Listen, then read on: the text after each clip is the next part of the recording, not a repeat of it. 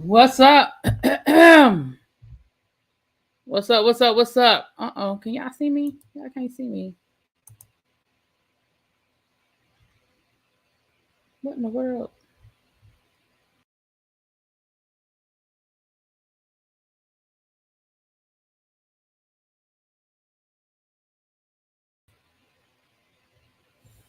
All right, here I come, y'all. My computer is tripping. Hold on. Okay, there I go. I was about to say my computer is tripping. Hey, what's up? What's up? What's up, everybody? So, no, we're not having our regular tribe meeting. So I guess people may or may not be coming through, and that's cool. We're gonna do what we do over here. Let me share it out, and then we're gonna go ahead and get this party started. So I have a true crime for us to talk about today. A true crime for us to talk about.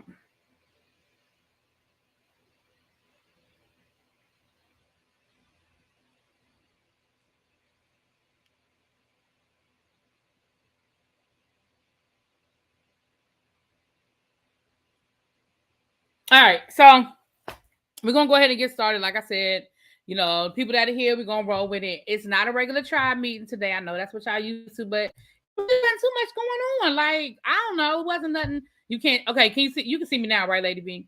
What's up, Zara? Another review on content you never saw. Girl, this is a good one right here. This is a good one. Hold on, let me close that out. I have my thanks to Lauren. This is a good one right here. So first of all, I want to say it is October. So y'all know October is Breast Cancer Awareness Month. And so you see I have my little breast cancer emoji down here. Thank you, Kamisha Reviews, for making me making the layover for me. I have one. This is for my friend Melody, who I went to college with. She lost her battle to breast cancer in 2017. But this is one of the shirts that we got for her to remember her by. And so, I'm here to say, make sure you get checked often and get screened regularly. I need to take my own advice because I have not gotten my regular mammogram and I need to make my appointment. But we want to just acknowledge Pink in October. So look, y'all,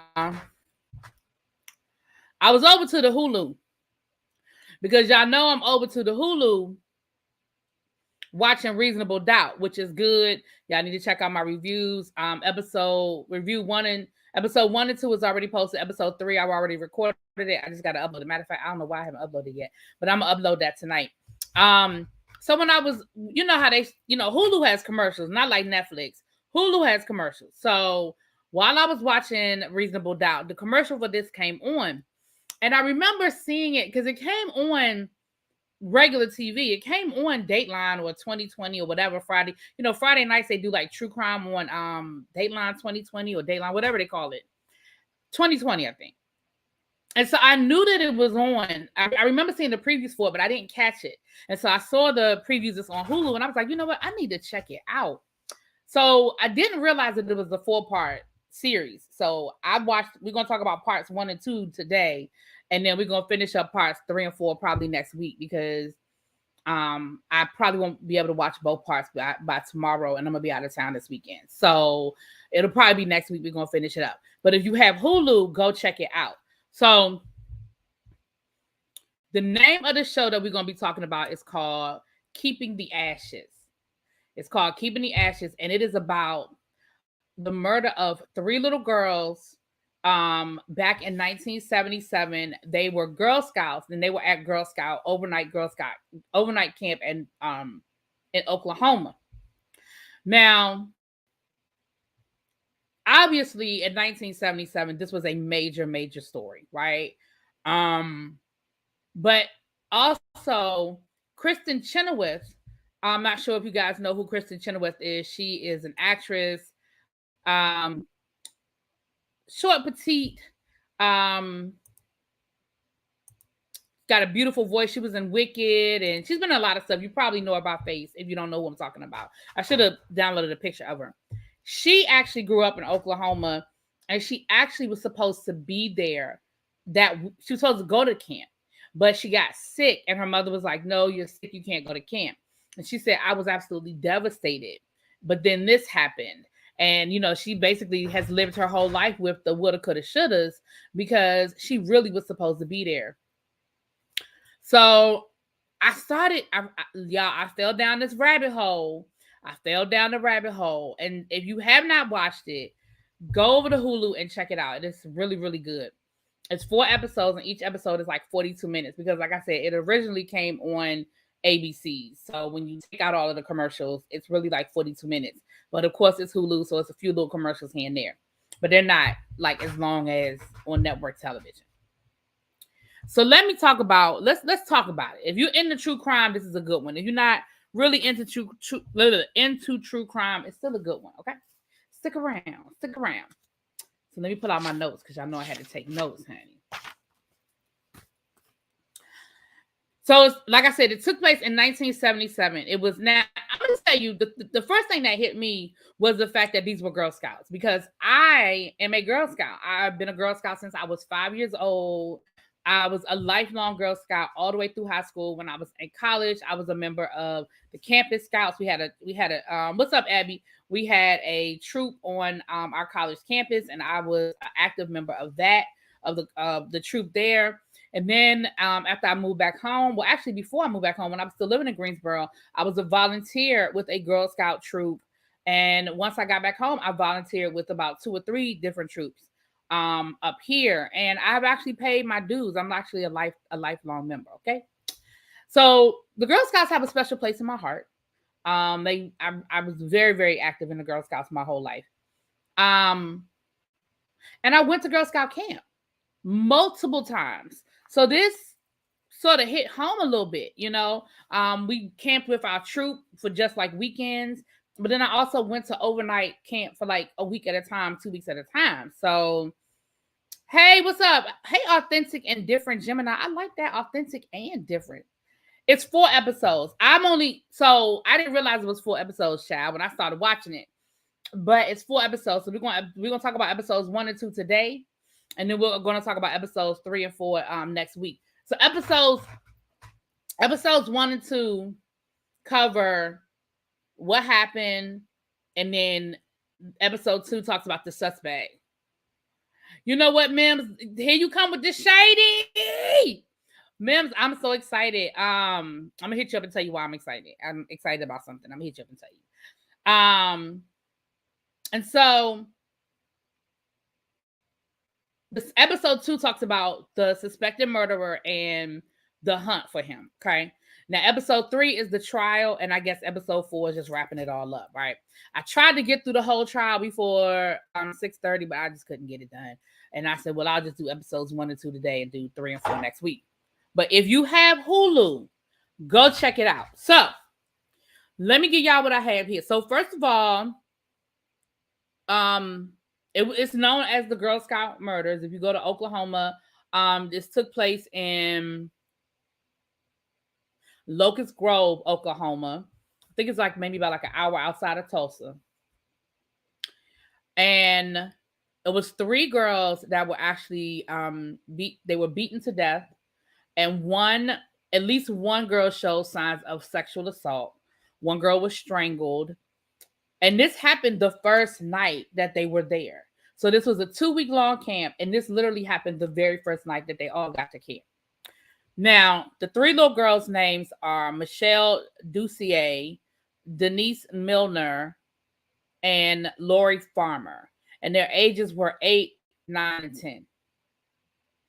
One of the girls, Denise, is a person of color. And the reason why I say a person of color is because I cannot tell if she's Black, mixed, Native, whatever.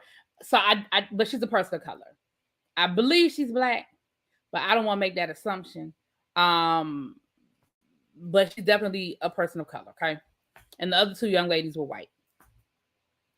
And like I said, Kristen Chenoweth was supposed to be there, but she was sick, and her mother was like, no, girl, you staying right here because you're sick. You don't need to be over there, going to camp.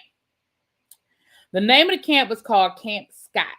It's called Camp Scott. So, Denise, child, listen. When these innuendos hit, when these voices hit, you better listen. Denise ain't want to go. Her mother said that she was excited about going to Girl Scout camp until it was time to go to Girl Scout camp. You know, she was excited to go and all of that until about 2 or 3 days before it was time to leave. And she was like, I don't want to go. Like, I don't want to go. I don't want to go. I don't want to go. And her mom was like, well, listen, I tell you what. Go. And if you don't like it, me and your dad will come pick you up. Like, if you don't like it, we will come pick you up.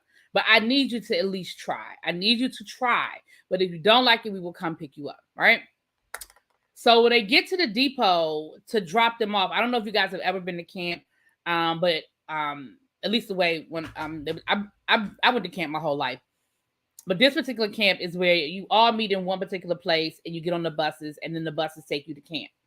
So they met at Girl Scout headquarters, and they all loaded the buses. And one of the camp counselors said that she saw Denise, and she could tell that Denise was not excited about going to camp. She didn't want to go, and she did not look happy to be there. And her mom said that she talked to the counselor and said, listen, she doesn't want to go. She's a little scared about going away from home. If she becomes homesick and she absolutely is miserable, can you please allow her to call home and we will come, me and her dad will come and get her. We told, but please, try to get her to try. But if she doesn't like it, then can you let her call? And they say, yes, that's what we'll do. Right. That's what we'll do.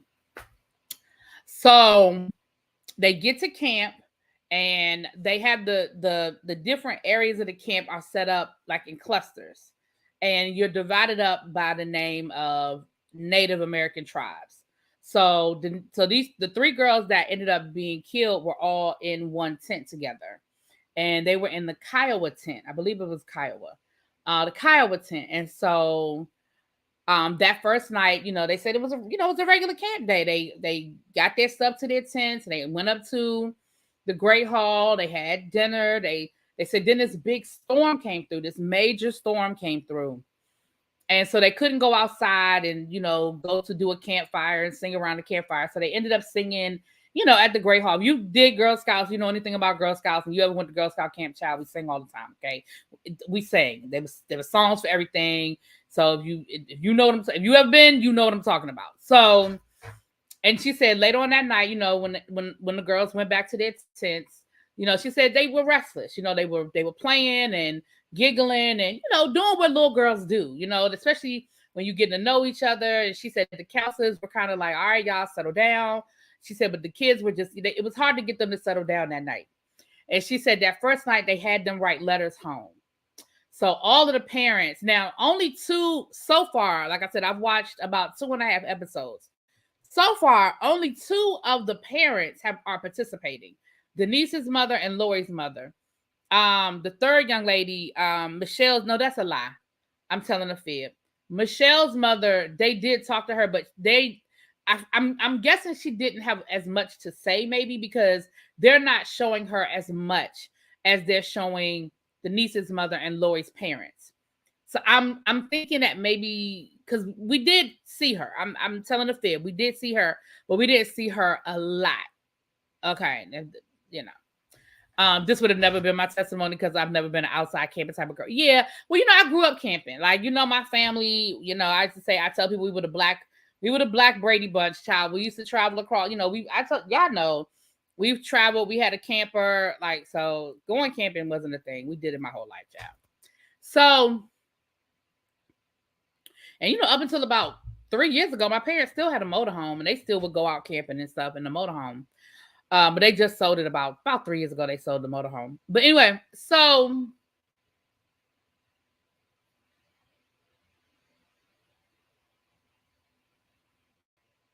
I'm sorry. I'm trying to get my brain together. I got off track. So they wrote letters home. And in Denise's letter to her mama, she said, I don't like it here. Can y'all come get me? So, baby, Denise was not feeling camp. And I know I can only feel how her mother may felt. I can only feel what her mother has probably ran through her mind a million times. She didn't want to go. She told me she didn't want to go. I should have listened to my daughter. You know what I'm saying? I can only imagine, but you can't blame yourself because as a parent, it's your job to expose your children to new things. And if you felt like she was just getting cold feet because she was scared of going away, it was her first time being away from home. And, but I feel for her because I can only imagine how she would feel. But she was telling the story, So during the night, one of the counselors said that she heard a noise. Because it was one. Hey, Queen Diva, how you doing, baby? Y'all work camping family too? Yeah, see. Yeah, Zara, Lady V. Okay, so y'all, yeah. So she was out of the. I want to say she was out of the tent to go to the bathroom. Because they have a latrine. They ain't have indoor plumbing, child. And she did hear a noise. And she said every time she would start walking towards where she thought she heard the noise coming from, it would stop. So then she would, and then she would walk again, and then she would hear it. So she'd turn around, but then the noise would stop. And, again, she's living with guilt because she's like, I wish that I had explored that noise. I wish that I had gone to see what that noise is. But again, I have to say, you can't beat yourself up because the counselor, she was only 15 years old herself. So you are 15 years old. It's the middle of the night. It's pitch black. You're in the middle of the woods and you hear a strange noise. That is the making of a Friday the 13th movie. No, you do not go towards the noise. You do exactly what you did, which was walk away from the noise and get somewhere safe because it could have been anything. And we still don't know that that's what she heard. It doesn't mean that she heard the killer. It doesn't mean she heard anything. You know what I'm saying? Again, hindsight is always 2020. It's always 2020. Exactly, Abby. I can only imagine the guilt that mom is walking with. And then the counselor, she broke down in the documentary talking about, that she's run that through her head a million times, that she should have went and investigated. And I'm like, no, you shouldn't have. You should have done exactly what you did. Unfortunately, was what it was. So the next morning, the same counselor, she said she came out of the cabin and she went out and she saw a sleeping bag in the road. And she said she saw 3 sleeping bags. And she said she remember thinking, oh my goodness, like, did we leave some sleeping bags outside? It was raining last night. We need to open them up and let them air out. Like, how did, like, it was like, where did 3 sleeping bags come from just in the street, like in the road? Well, not street, they're in the woods, but like a little road. And she said as she walked up, she saw a body coming out of the sleeping bag. Now, they never said the name, but they put a picture of Denise on the screen when they said that. So I'm assuming that Denise was the body that they saw. And of course, she immediately went back and went to the head of the camp, because the camp, like I said, she was 15.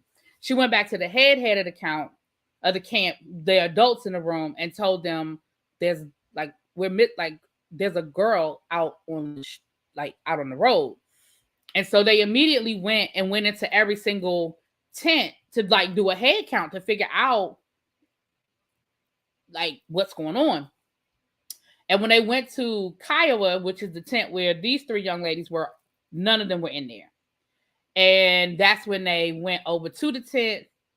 Went over to the sleeping bags, and that's when they realized that all 3 of the young ladies were there. Now, here's what I'm going to say. This was 1977, right? So forensic science wasn't what it is today. There's certain things that they did in this crime scene that nobody would think of doing today. For example, and again, it's a small town too. So it's 1977. It's a small town. We don't know forensic. And whenever you're dealing with a crime like this, especially dealing with kids, people's emotions take over logic. So even the most seasoned police officer may have still made a bad decision because we're dealing with children. We're talking about kids. You know what I'm saying? And so they immediately were touching the sleeping bags and, that kind of stuff. And of course, they called the police, they called the authorities, but counselors had to keep the rest of the girls occupied and away from this area. Of course, they couldn't tell them what was going on. So they had them they took them on a hike and, they had them doing all this other stuff until they could get the police out there and let the police start doing what they're doing. The local Girl Scout headquarters arranged for buses to take the girls back to Tulsa, get them out of, the camp and get them back to Tulsa. But here's the first thing that I'm not a parent, but I can only imagine as a parent. Just like in today's world with social media, the story hit the news before the parents could be notified. So the parents knew that the kids were coming back because something happened at camp, but they didn't know the full story. And so then once the news hits that 3 young ladies were killed, I'm trying to be as, nice about how I'm saying these things, that 3 young ladies were killed. Now, as a parent, you are sitting there waiting, and you can only hope that your child is one of the kids that gets off the damn bus. And those parents, they said it was hot as hell, and they were waiting. The buses had been delayed for whatever reason, that the bus was an hour later getting there than what they told the people. And literally people were just waiting to see if their child got off the bus. So Lori and her husband, they notified her husband. He was a doctor, and he was at, his practice. And so his partner, his business partner, actually came in and said, your daughter, blah, blah, blah, and we need to go home so we can tell your wife. And so him and his partner went home and told the wife. Denise found out at work because she said she was at the depot, but she had her younger daughter with her, and her younger daughter was squirming, and it was hot, and she couldn't stay longer They didn't come right out and say she was a single parent, but I get the, because she mentioned the father at the beginning when she said me and your father will come pick you up, but she ain't never mentioned him again, and he ain't in none of the pictures, and he ain't get interviewed. So I don't know if he was in the picture or how much he was in the picture, but he won't around. He won't a part of this, okay? And she was actually at work, and they had to come, and I get the impression that she worked in, because she said she was working at a school then, but then later on she was talking about she worked at a hospital. So I feel like she might have been like a nurse. Maybe she did things as a nurse, because she was saying she was taking blood at a hospital, but I'm not sure. I don't want to quote nothing, but at the time she was working at a school, and they had to call her and they had to tell her, we had to learn from these horrible events. Each new sick crime has shaped how we proceed going forward. Yes. Now, but Zara, this one got some twists and turns to it. We're gonna get to it. This one got some twists and turns to it, though. It ain't what it seems. We're gonna get there. Well, I ain't gonna say that what it seems. There's a lot going on. We will get to that. So let me get back to my notes. Okay. So they end up calling, I guess, a guy who's a photographer who like does a lot of crime scene photos or whatever. They asked him to come and take pictures. They called him up and was like, listen, bring all your cameras and as much film as you have. We need you. And at the time, again, he didn't know what he was walking into. The police called him, was like, we need you, bring as many cameras as you have and all the film that you have. And this is what I was saying about there's certain things that we wouldn't do today that they did. And this is a major, major thing. He said he went into the tent, and he said there were footprints in the tent, but he actually stepped, because the footprints were in the blood. He actually stepped in the footprints. Now, we know that today they would never do that. They would absolutely, positively never allow somebody to go in and take, and walk around a crime scene like that and mess up like a footprint. Are you serious? Like they screwed up a footprint? Hey, Tracy, it's okay, baby. And they were touching stuff and moving stuff, and it was 500 people around. It was very reminiscent, and we're gonna talk about that. Very reminiscent of like what we saw with the OJ trial, where people were all over the place and evidence was just destroyed. But they said that, based on what they were able to gather, that whoever did this went into the tent, assaulted the girls in the tent, and for whatever reason took them out of the tent. I don't know why he took them out of the tent, or he or she, but it was probably he. I don't know why he took them out of the tent, but he did, because they found blood along the tent, like at a level where if you had the body slung over your shoulder, it was like at that like shoulder level. So that they believe that that's what happened. They found a flashlight. Wait a minute. I don't want to get ahead of myself. Hold on. Let me pause. Okay. I told y'all that Denise was strangled. They found a covered flashlight at the scene. So the flashlight was covered, the lens, the front of the flashlight was covered with a black plastic bag. And it was just a little hole in it, so that if a person was walking around with the flashlight, it wouldn't, if you've ever been camping at night, you know what I'm talking about. That flashlight at night is blinding.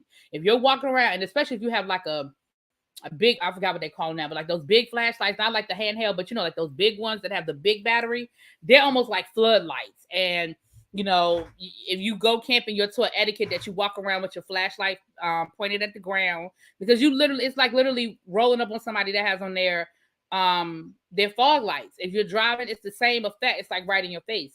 And so they said that it was covered, which lets you know that whoever was roaming in those woods, this was sort of premeditated. They didn't want to be seen. They didn't want their flashlight to be seen, for them to have taped up and basically jimmy rigged their flashlight. So this is sort of premeditated, right?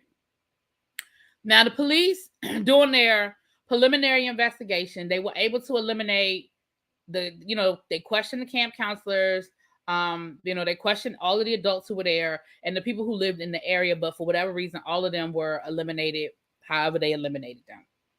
They were able to they found a cellar, like it was like an old burnt out house, but it was like the cellar of the house, which was almost it was almost cave-like at this point.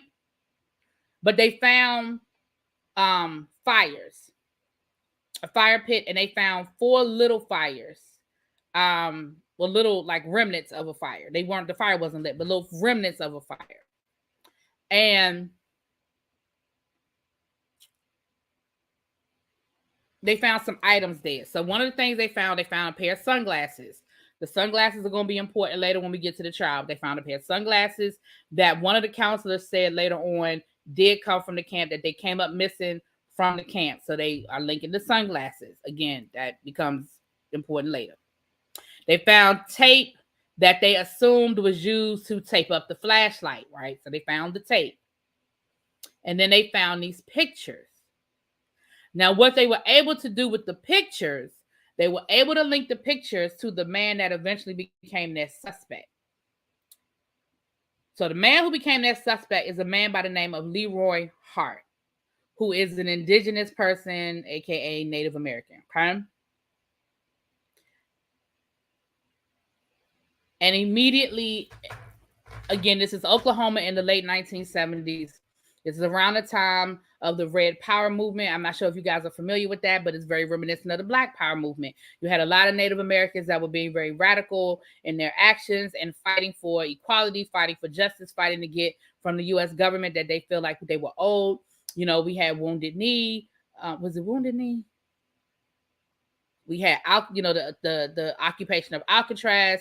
And so we had a lot of these things were going on. So immediately now we're dealing with a race issue because this man has been identified and he's Native American. And so, again, very reminiscent of the OJ trial, it became very polarizing almost from the very beginning because now you've identified a Native American, and a lot of Native Americans in the area are distrustful of authorities. They're distrustful of the white man, and that becomes an issue. That becomes a major, major issue with this case, okay? I think when he took them out, they were still alive, and when he was taking them, the counselor interrupted. Maybe, Tracy. Yeah, the woods at night is a darkness many can imagine if a person has only been a city dweller. Yeah, it's dark. Like if you out, I mean, even we used to go to campgrounds. We weren't even like just like remote. We would be like full-fledged campgrounds with motorhomes all over the place, and it's still pitch black at night. Still pitch black at night, child. But yeah,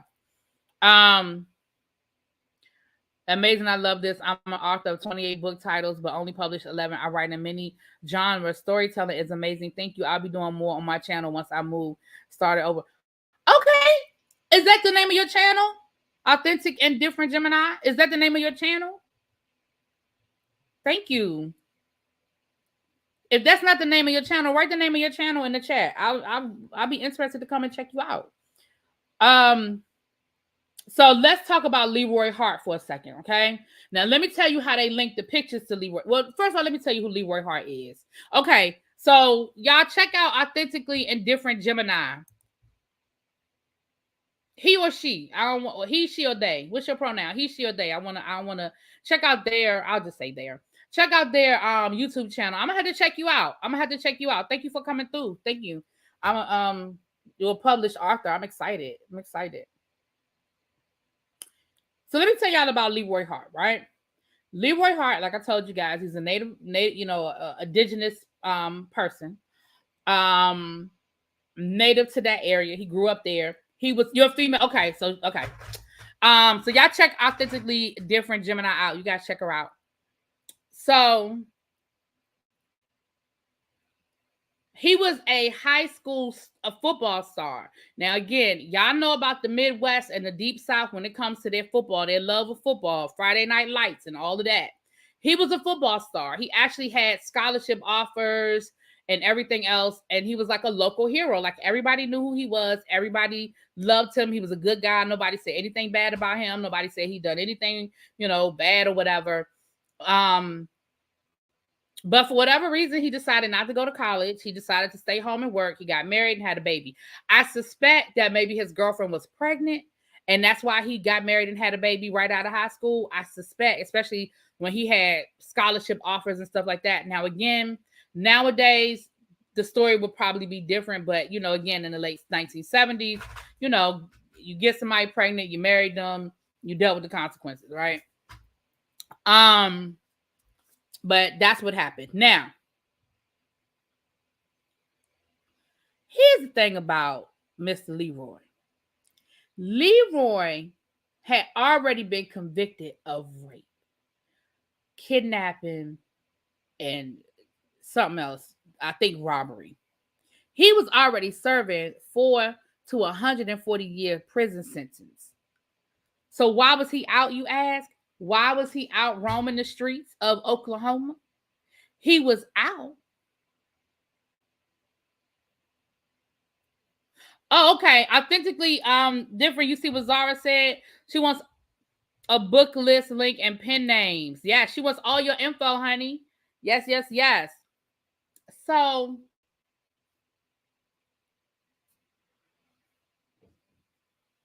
want to do a book review platform.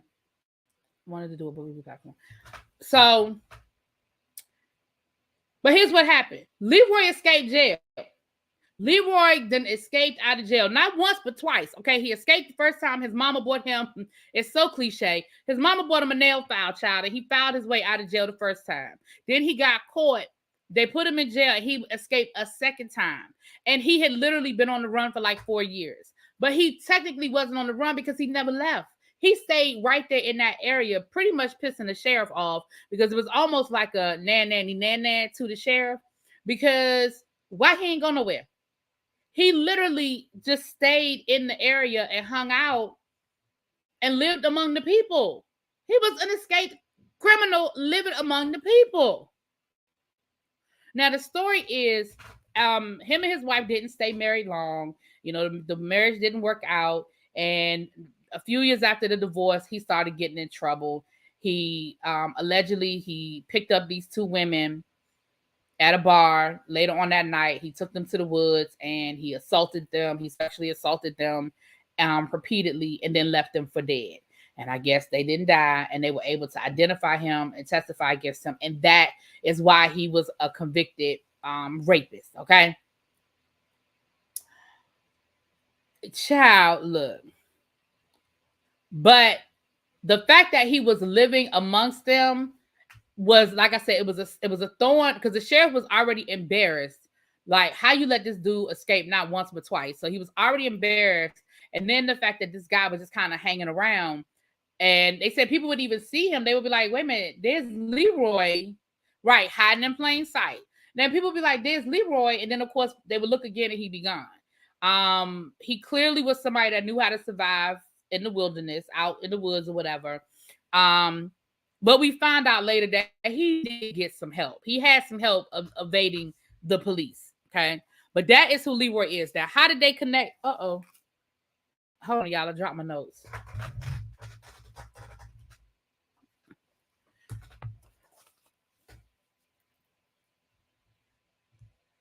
Oh, you write horror books? Okay. Oh, okay. So, Zara, she put the information in the chat, baby. Here's how they connected Leroy to these pictures. So these pictures that they found in this little cellar area were wedding pictures that had been like ripped up. So the police put the pictures back together and they were able to identify the people in the picture. This how they identified Leroy, or this how they connected Leroy. Leroy worked, I guess he had like a work study thing in prison. And while he was in prison, he worked for a local photographer who took pictures at the jail and things like that. But he worked for him as part of his prison stay. That was his job. And those pictures belonged to that photographer. And so that's how they connected Leroy to these pictures. Okay. They said, well, these are pictures that he would have had access to because the photographer took these pictures and yada, yada, yada. So that's how they connected Leroy. Okay. Also, the cellar where he was hiding out, or where they think he was hiding out, the little woods, fire in the cellar, that little area, was his childhood home. So they connected him a couple of ways to this camp, this little campsite. All right. It took them 10 days to identify him, but they couldn't find him. So they put together this posse. They had like over 200 volunteers. They had helicopters. They had not cadaver dog, but they had the dogs looking for him. And they couldn't find him. They could not find him. No matter what they did, they couldn't find him. even the dogs, they called them super dogs. These were supposed to be like the best in the business kind of dogs. They were like the super dogs. And they would get on the trail, and then the trail would go cold, and they would pick up at the trail, and then the trail would go cold. And it was actually confusing the dogs, and the handlers were like, we never seen the dogs do this before. We never seen them be confused like this before. Like, what in the world is going on? But the dogs couldn't catch the scent. They couldn't pick up on the scent. And 2 of the dogs actually even died while they were trying to find him. I feel like they might have been, maybe they were maybe he was poisoning. He was, stuff he was putting down was maybe poison or something like that. And this created like almost like he became like an urban legend during this time period. They were like, oh, he must be able to magically, turn into a bird and fly away. And that's why they can't the dogs can't pick up the scent. Of course, they were saying that he's got all of these. I'm gonna say Indian. I know that's not appropriate, but in the documentary they say Indian. He has all these Indian potions and spells that's helping him evade the police, and all of these different things that they came up with.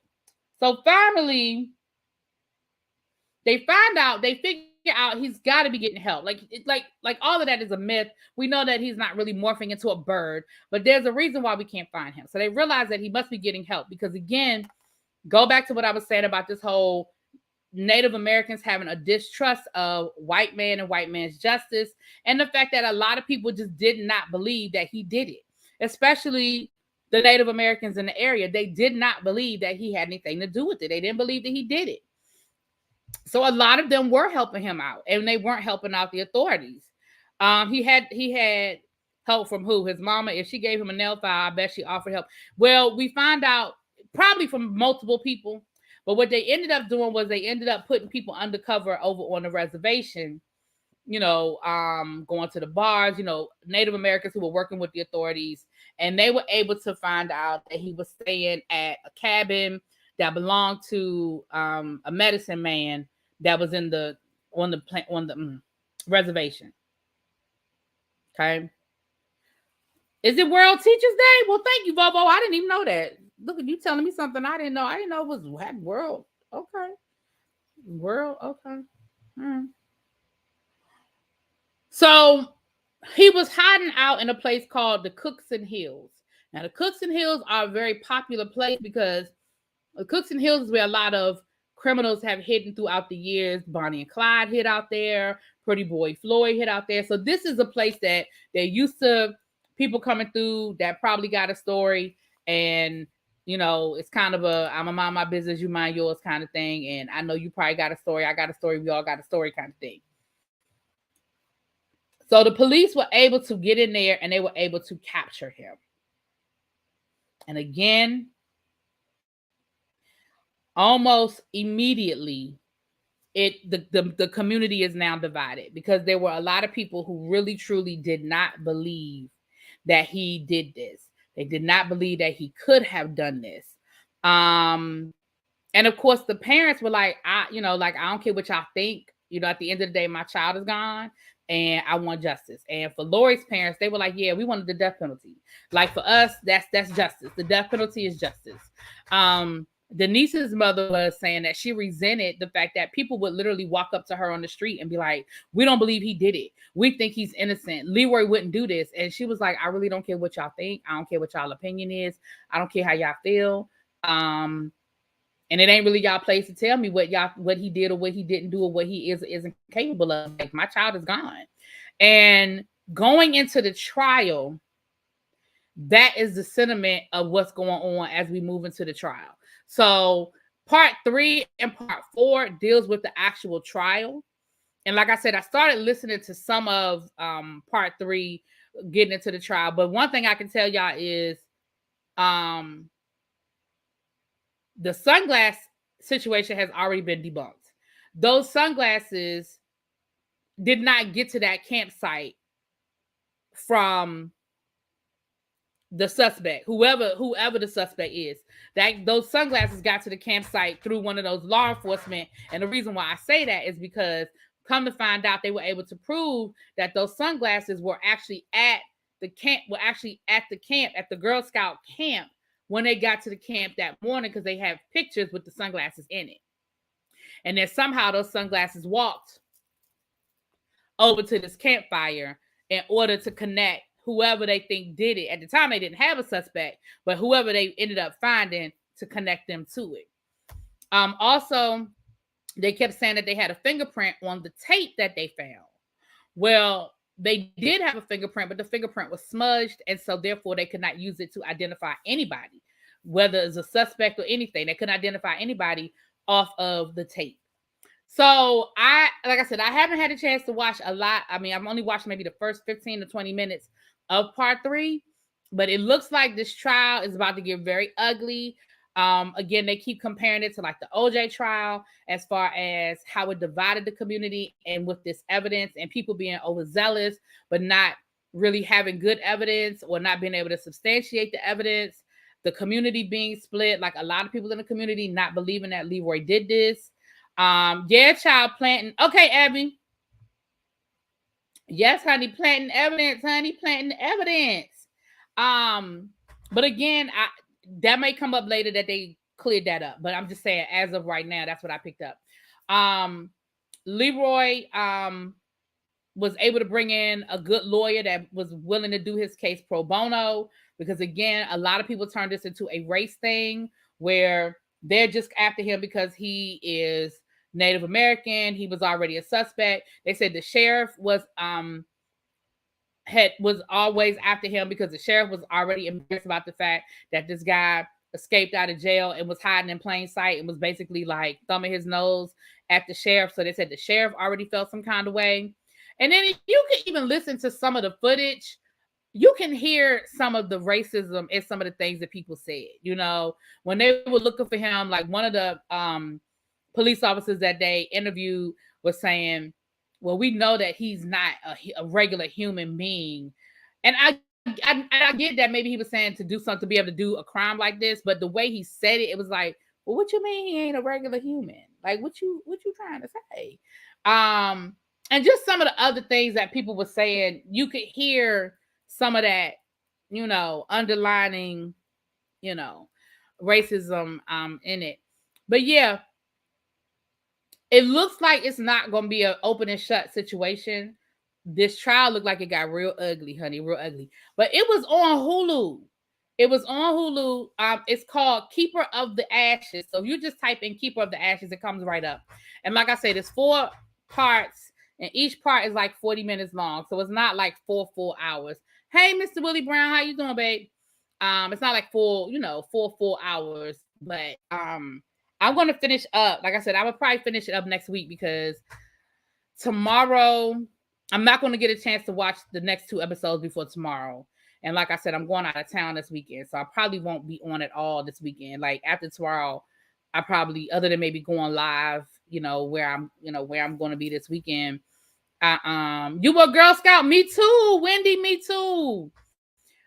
So after tomorrow, yeah, I probably won't be live again until maybe Sunday night or probably more likely Monday.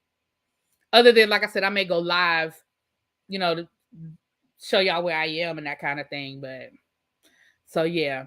So next week we'll finish it up next week. But I gotta finish this. I do want to finish watching it tonight, but I gotta watch the Real Housewives of Beverly Hills, and we got Salt Lake City. So I got some other stuff I gotta do tonight, honey. But yes. It was pretty good. Y'all know I love me some true crime, honey. I know I love my true crime. So it was pretty good. So if y'all go check it out, y'all let me know. And y'all, when we come back later, y'all tell me what y'all think. Y'all tell me what y'all theories are. Y'all tell me what y'all think. It was, like I said, it was really good. And Kristen Chenoweth is sort of the moderator. So you see her. You and El Teddy still gonna go. You know what? I did not realize I had booked so much stuff in these next couple of months. So like, I was in Richmond last weekend hanging out with El Teddy. This weekend I'm going to New York. We bought these tickets back in like July. We're going to see The Piano Lesson, the play with starring Sam Jackson. Danielle Brooks is being directed by Samuel L. Jackson's wife. Candy is one of the executive producers of it. So that's where I'm going to be this weekend. It's not a secret, but that's where I'm going to be this weekend. And we just got tickets for another play that's supposed to be up and coming. Hold on, let me see. So we have a matinee for the piano lesson, and then we just got tickets. Let me tell y'all the name of the play we just got tickets for Saturday night. We just got tickets for. It's called Top. What's it called? Top Dog Underdog. It's called, Top Dog Underdog. And that's supposed to be one of those up and coming plays. So we got tickets for that for Saturday night. And then I'll be coming back Sunday. So it's just a quick, I'm going up. I'm leaving after work Friday. Going to be, Saturday, hitting two shows back to back, boom, boom. And then coming back Sunday. I know, Tracy, but I don't know if I'm going to have time, baby. I'll let you know, though. I'll hit you up. Because, like, literally, we got a show, a matinee, and then we got an 8 o'clock show, and then I'm leaving Sunday morning to come home. You're in the city? Are you in New York City? I thought you were, like, outside of New York. But I'll hit you up, though. I'll hit you up. And then me and Abby are going to Vegas the beginning of November for Abby's birthday. And now I just found out I'm going to Atlanta the weekend after that. So, yeah, I got a lot these next couple of weeks. I'm going to be on a tight budget. Tight budget, because I got a lot of moving parts over the next couple of weeks. But yeah. But after that, after I come back from New York, I'm gonna be home until after the New Year. Well, that's my plan. My plan is to be home until after the New Year. After that. So I gotta get my plane ticket. I keep messing around to get my plane ticket for Vegas. I keep dragging my feet. I was looking at flights a little while ago, and I mean, the prices are about the same as when I looked before, but I feel like my options are more limited because I really would prefer a direct flight. And I just feel like my direct flight options are not very good. So I may end up having to do a layover, which I don't want to do. But I saw one where the layover is in Houston, and it's only like an hour and a half layover in Houston. And I was like, okay, that's doable. Because from Houston to Vegas, that flight should be like maybe what? An hour, maybe. I'm not sure. You're 40 minutes from Brooklyn. Okay, I'll keep you posted. Because again, right now, I just don't know what my timeline is. It's going to be tight, but I'll keep you posted. I need to be making travel. You know what, Zara? My problem is I'm in the moment. I don't think about, because I take pictures. But as far as like vlogging stuff, I honestly don't think about it. I just be in the I'm really in the moment. I honestly don't think about vlogging it. If I think about it, I'll try to do some stuff this weekend and try to maybe piece some stuff together and see how that works out. But I just don't think about it. Get a GoPro. See, I don't want to be that person. I don't want to be that person walking around. I want to be in the moment. I want to enjoy, I'm going to New York with my friends. I want to just enjoy that. You know what I'm saying? But I didn't think about it. Enjoy, be safe. I finally applied for my passport to go to Japan. Oh, I'm jealous. I want to go to Asia. Asia is on my list. Japan is definitely on my list. Next time I'm in DC, going to hit me up. Definitely. And like I said, if we can make it happen, I want to make it happen. But I just don't know what my timeline is. It's just like if we were only going to one show, then I'd be like, okay, well, I'm gonna let you know where we're going to dinner, and you can meet us for dinner. But because we just decided to do this second show, and it's gonna be like matinee, we're probably gonna have enough time to eat and then be at the theater for the 8 o'clock show. I get it. I'm personally that way with cameras, just ideas. No, it's not a bad idea. I just don't think about it. I like even when I was in France, I was like, oh wow, take some footage and I'll do this, do that. And then I get caught up in having a good time. And before I know it, I'd be like, oh damn, I could have took. Now I'll take pictures, but video and then splicing it together and all that, I just don't think, I really don't think about it. But if I think about it this weekend, I'll try to put something together, but I can't promise. Y'all will probably end up with pictures again. But let me get off of here, y'all. Let me get ready, get myself together. I gotta I think I'm going to Michelle book tour. You know what? She's coming. I saw when she's coming to DC. I went to her last book tour and it was great. Don't get me wrong. I loved it. It was worth the money we spent. I enjoyed it. It was a moment. Me and my girlfriends, we went to dinner and we went to the show, and I really enjoyed it. I really enjoyed it. But one, I haven't read her second book yet. And I'm not as gung-ho. Like I still love her. Don't get me wrong. I still love Michelle. And I'm not saying I don't want to go. If my girlfriends decide to go, I'll do it. But I don't know if, like last time I was the one I was like, all right, y'all, we're going to do this, we're going to do that. And I ain't heard from my girl. So I just feel like we all are kind of like, members only review of the play. I can do that. I can definitely do that. We're going, like I said, we're going to see the piano lesson and then Top Dog Underdog. So I can do that. All right, y'all. Matter of fact, yeah. All right, let me get off of here. But I will talk to y'all tomorrow because, like I said, that'll probably be my last live, like try meeting or whatever until Monday. So we'll go live tomorrow. Did Viola kill your image of Michelle?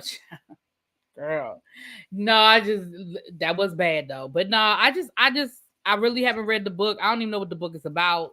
And like I said, it was good. It was great the first time. I had a good time and it was great. We had good seats and we enjoyed it. I got some food for my soul, but the tickets weren't cheap. And I just told y'all how much stuff I got going on these next couple of months. It's just something that I, like once I get this monkey off my back and buy my ticket for Vegas, once I get that monkey off my back, then I maybe can look at some other stuff. But right now, baby, until I buy that ticket, because I really don't want to,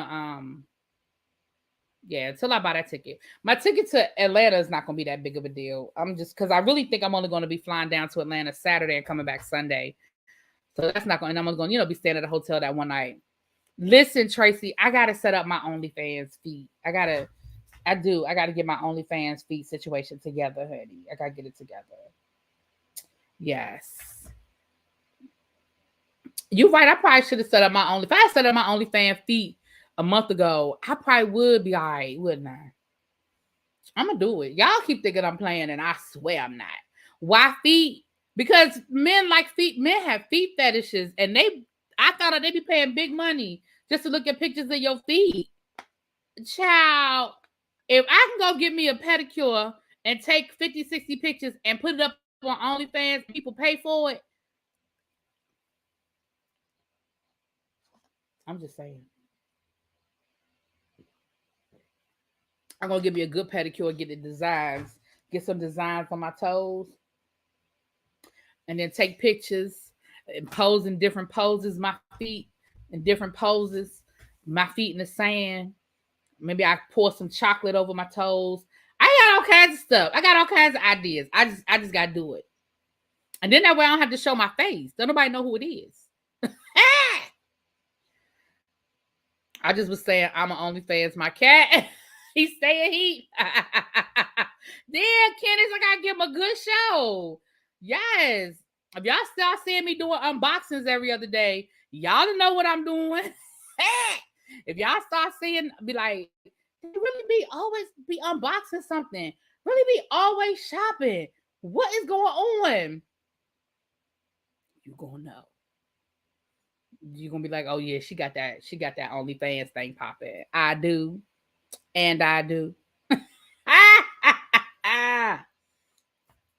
I've heard of people posting other people in place of themselves. I'm sure people do it all the time. People catfish all the time, child. They catfish, honey.